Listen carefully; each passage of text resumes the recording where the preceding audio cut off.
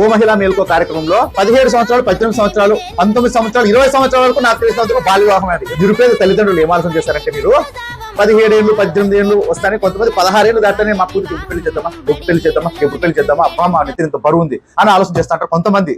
అందరికీ కాదు వర్తించేది. మీకు ఏం చెప్తారంటే, మనము పుట్టినాళ్ళ నుంచి కంటికి రెప్పలా కాపాడుకుంటాం ఆడపిల్లని. 17 ఏళ్ళు 18 ఏళ్ళు వస్తాను ఎందుకు దొబ్బాలని చూస్తాం మనం? చెప్పండి ఇంటికి.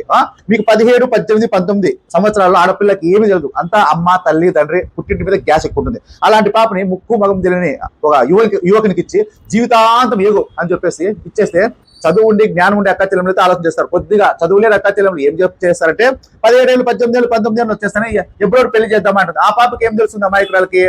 అయ్యో మా అమ్మ నాన్న పెళ్లి చేస్తారంటే, అమ్మ నాన్న పెళ్లి చేస్తారంటే అనే ఉద్దేశంతో ఏదో మా అమ్మ నాన్న చేసిన చేసుకుంటుంది. చేసుకున్న తర్వాత ఆ పాప పుట్టింటి మీద మమకారం ఉంటుంది. పుట్టింటికి రావాలంటే అత్తగారు సమాధానం చెప్పాలా, భర్తకు సమాధానం చెప్పాలా. ఒకవేళ వద్దు అని కొద్దిగా ఏడ్చి మొండికేసింది అనుకో, ఎప్పుడు పుట్టింటికి పోతావు, ఎప్పుడు పుట్టింటికి పోతావు. ఇది ఒక ఉంటుందా? మీకు తెలియని వయసులో పెళ్లి చేస్తే ఆ భర్తతో ఎలా ఉండాలి, అత్తమామలతో ఎలా ఉండాలి, ఆ చిన్నపిల్లకి ఏమీ తెలియదు. తెలిసినందుకు మైనార్టీ ఎప్పుడు తీరుతుందంటే 21 సంవత్సరం 22 సంవత్సరాలు మైనార్టీ తీరుతుంది. మగపిల్లలు ఎట్టడం పర్లేదు, జీవితాంతం ఇంటికి పోయే పిల్ల. మనం 21 సంవత్సరం 22 సంవత్సరాలు చాకోలేరా? మీరు చెప్పండి. మన బిడ్డ కదా, మనం చాకోవాలి కదా. మంచి ఇంటికి ఇద్దాం, ఓకేనా?